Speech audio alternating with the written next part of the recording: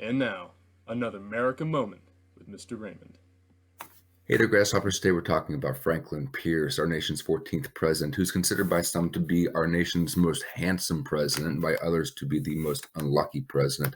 Franklin is one of 12 former generals in the U.S. military to achieve the office of the presidency, and he's the second general from the Mexican War following Zachary Taylor to become president. His presidency didn't get off to a great start. Actually, it was downright tragic. Prior to his inauguration, he and his wife Jane and their only surviving son Benny were on a train, and the train derailed. Benny's tragically killed.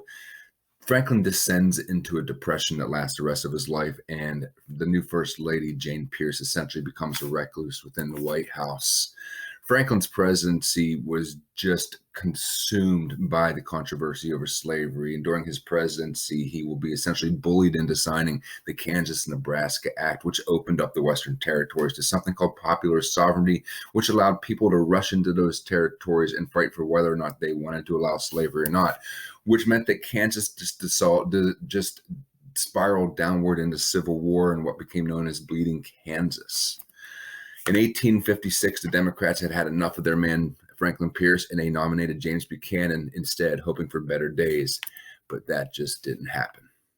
Franklin Pierce was so unpopular after he left the office that even after his death in 1869, it took nearly 50 years for his home state of New Hampshire to erect a monument to him.